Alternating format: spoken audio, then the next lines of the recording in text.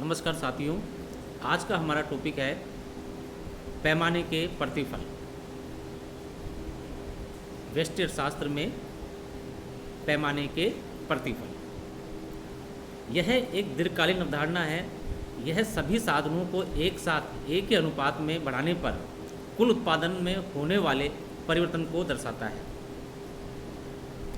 यह एक दीर्घकालीन अवधारणा है। यह सभी साधनों को एक साथ एक ही अनुपात में बढ़ाने पर कुल उत्पादन में होने वाले परिवर्तन को दर्शाता है। सभी साधनों को एक साथ एक ही अनुपात में बढ़ाया जाता है और उससे उत्पादन में जो परिवर्तन होता है उसको हम इस पैमाने के प्रतिफल के अंतर्गत देखते हैं। पैमाने के प्रतिफल तीन प्रकार के होते हैं। पहला है पैमाने के वर्तमान प्रतिफल। जब उत्पादन के साधनों में वृद्धि की तुलना में उत्पादन में आनुपातिक रूप से अधिक वृद्धि हो तो इसे पैमाने के वर्तमान प्रतिफल कहते हैं।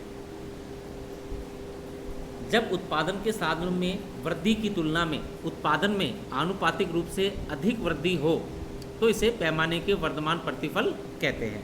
उदाहरण, यदि साधनों में 25% वृद्धि से उत्पादन 40% बढ़ जाए। अब हम इसे रेखाचित्र की सहायता से समझाएंगे।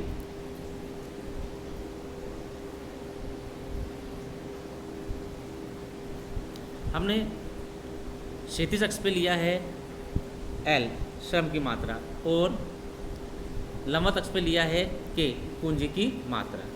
ये हमारे पास में स्केल लाइन पैमाने की रेखा है और ये हमारे पास में समोत्पाद वक्र बने हुए हैं। अब हम चित्र में देखते हैं कि पहला समोत्पाद वक्र 100 इकाइयों के उत्पादन दिखाता है, उससे ऊपर वाला 200 और उससे ऊपर वाला 300 इकाइयों का और उससे ऊपर वाला 400 इकाइयों का। जैसे जैसे हमारे यहाँ उत्पादन में तो समान वृद्धि हो रही है, 100 से 200, 200 से 300, 300 से 400, सब में 100 की वृद्धि हो रही है। लेकिन यहाँ साधन देखो, ए से बी की दूरी और बी से सी की दूरी और सी से डी की दूरी ये कम हो रही है। उत्पादन समान मात्रा में बढ़ रहा है, समान दर से बढ़ रहा है, लेकिन साधन कम अनुपात में लगाने पड़ रहे हैं, जो कि पैमाने के वर्तमान प्रतिफल को दर्शाता है। यहाँ देख सकते हैं ए बी से ज़्यादा है बी सी, नहीं ए बी ज़्यादा है बी सी से ज़्यादा है सी डी से। अर्थात उत्पादन में समान वृद्धि के लिए उत्पादन के साधन कम अनुपात में बढ़ाने होंगे। अर्थात उत्पादन में समान वृद्धि के लिए उत्पादन के साधन कम अनुपात में बढ़ाने होंगे। कारण, पैमाने के वर्तमान प्रतिफल का क्या कारण है? साधनों की अविभाज्यता। नंबर 2, श्रम विभाजन व श्रम विशिष्टीकरण। पहला है साधनों की अविभाज्यता, दूसरा है श्रम विभाजन व श्रम विशिष्टीकरण। दूसरा है अपने पास में नियम पैमाने के ह्रासमान प्रतिफल। जब उत्पादन के साधनों में वृद्धि की तुलना में उत्पादन में आनुपातिक रूप से कम वृद्धि हो तो इसे पैमाने के ह्रासमान प्रतिफल कहते हैं।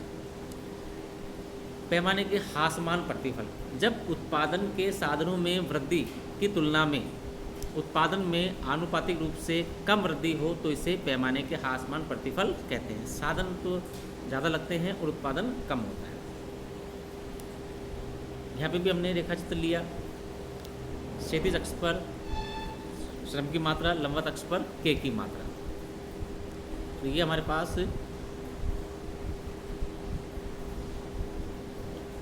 समोत्पाद वक्र बने हुए हैं और ये हमारे पास में पैमाने की रेखा।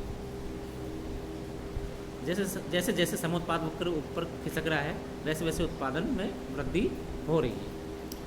यहाँ हम देखते हैं कि उत्पादन में समान रूप से वृद्धि हो रही है, 100 से 200, 200 से 300, 300 से 400। लेकिन समान वृद्धि उत्पादन में हो रही, समान वृद्धि के लिए साधन पहले ए बी, फिर ए बी से ज़्यादा बी सी और फिर बी सी से ज़्यादा सी डी लगाने पड़ रहे हैं। मतलब समान उत्पादन में वृद्धि के लिए साधन आनुपातिक रूप से अधिक लगाने पड़ रहे हैं। ए बी से ज़्यादा है बी सी से ज़्यादा है सी डी। अर्थात उत्पादन में समान वृद्धि के लिए उत्पादन के साधन अधिक अनुपात में बढ़ाने होंगे। अर्थात उत्पादन में समान वृद्धि के लिए उत्पादन के साधन अधिक अनुपात में बढ़ाने होंगे। क्या कारण है? हासमान प्रतिफल का। संगठन व प्रबंध में कठिनाई। संगठन व प्रबंध में कठिनाई। अब तीसरा नियम है अपने पास पैमाने के स्थिर प्रतिफल। जब उत्पादन में वृद्धि आनुपातिक रूप से साधनों में वृद्धि के समान होती है तो इसे पैमाने के स्थिर प्रतिफल कहते हैं। जब उत्पादन में वृद्धि आनुपातिक रूप से साधनों में वृद्धि के समान होती है तो इसे पैमाने के स्थिर प्रतिफल कहते हैं। यहाँ पे भी हमने रेखा चित्र से समझाया है इसको। क्षैतिज अक्ष पर श्रम की मात्रा, लंबवत अक्ष पर पूंजी की मात्रा। ये पैमाने की रेखा है और ये समुत्पाद वक्र बने हुए हैं। उत्पादन में समान वृद्धि के लिए पहले 100 से 200, 200 से 300, 300 से 400 समान वृद्धि हो रही है। पहले 100 से 200 करने के लिए समान वृद्धि के लिए ए बी साधन लग रहे हैं। फिर 200 से 300 समान वृद्धि के लिए बी सी साधन लग रहे हैं। फिर 300 से 400 समान वृद्धि के लिए सी डी साधन लग रहे हैं। हम देख रहे हैं कि ए बी बराबर बी सी बराबर सी डी है। यहाँ उत्पादन में समान वृद्धि के लिए साधन भी उसी अनुपात में समान अनुपात में बढ़ाने पड़ रहे हैं। अर्थात उत्पादन में समान वृद्धि के लिए उत्पादन के साधन समान अनुपात में बढ़ाने होंगे। उत्पादन में समान वृद्धि के लिए उत्पादन के साधन समान अनुपात में बढ़ाने होंगे। धन्यवाद साथियों।